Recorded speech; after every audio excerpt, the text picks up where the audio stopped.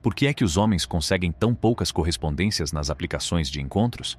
Já se perguntou por que é que, nas aplicações de encontros, muitas vezes parece que alguns homens têm toda a sorte enquanto outros lutam para estabelecer uma ligação? No mundo dos swipes e dos matches, há uma história oculta que explica por que é que as experiências dos homens podem ser bastante diferentes. Junte-se a nós numa viagem para desvendar os segredos por detrás da dinâmica das aplicações de encontros e em breve verá por que é que alguns homens se encontram num intrigante dilema de encontros. Existem algumas provas de que os homens utilizam as aplicações de encontros online com mais frequência do que as mulheres. Mas apesar do facto de os homens se esforçarem mais, acabam por obter um número menor de correspondências do que as mulheres. Por que é que isso acontece?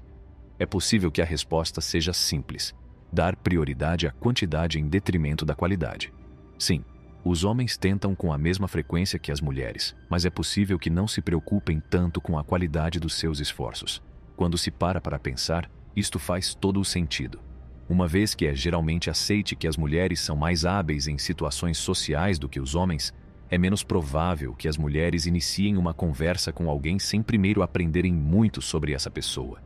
No entanto, para pôr isto em perspectiva, uma vez que a sociedade não exige frequentemente que os homens mantenham atributos tradicionalmente femininos, como a empatia e as capacidades de comunicação, os homens podem apressar-se a conquistar interesses amorosos sem pensarem muito neles para pôr a bola a rolar.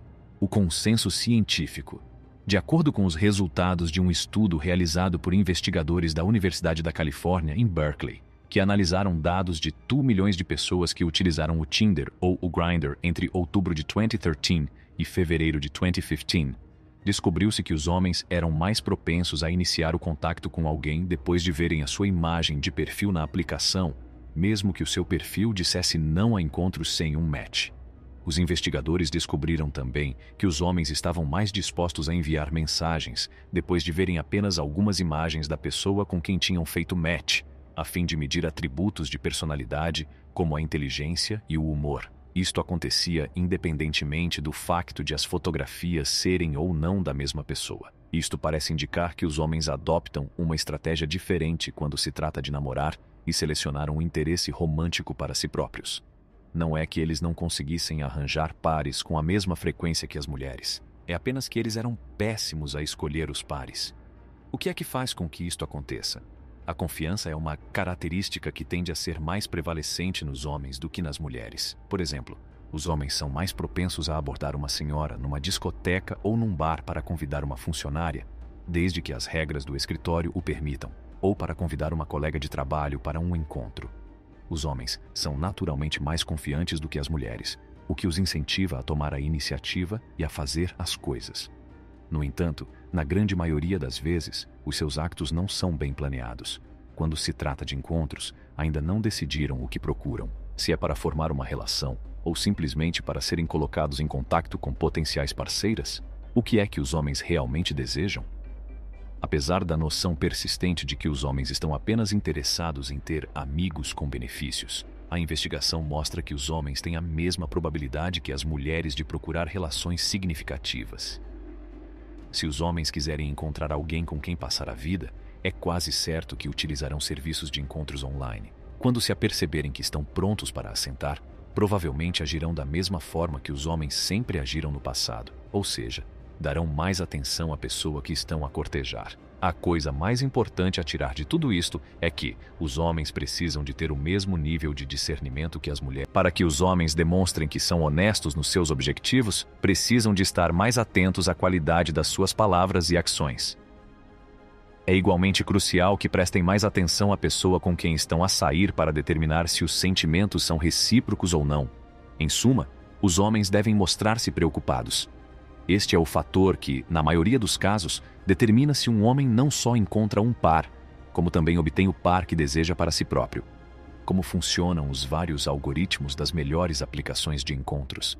Os solteiros passaram anos a tentar manipular as aplicações de encontros em seu proveito ou a questionar por que razão as aplicações lhes serviriam potenciais pares que estão tão longe das características do seu parceiro ideal. As aplicações de encontros são essencialmente motores de busca sofisticados.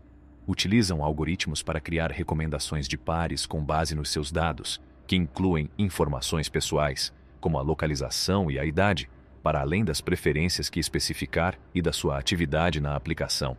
Algumas pessoas acreditam que as aplicações de encontros são más ferramentas de pesquisa precisamente por causa dos algoritmos, uma vez que é notoriamente difícil prever se duas pessoas irão ou não desenvolver uma ligação amorosa e que estão a microgerir o processo de encontros. De acordo com uma escola de pensamento, para melhorar a qualidade das correspondências obtidas, é necessário compreender o funcionamento destes algoritmos. Apesar de não ser exatamente esse o caso, conseguimos reunir algumas informações úteis ao analisar os algoritmos responsáveis pelas suas correspondências em algumas plataformas diferentes. Então, como funcionam exatamente as aplicações de encontros mais utilizadas? A análise, de acordo com o serviço, pode ser encontrada abaixo. Falando do Tinder, o Tinder é tão popular que conta com 75 milhões de utilizadores ativos mensais. Por este motivo, as pessoas do Reddit e da internet em geral questionam-se, por vezes, por que é que não conseguem obter correspondências mais desejáveis no Tinder. Será que o algoritmo está mesmo lixado, como questionou uma pessoa no Reddit?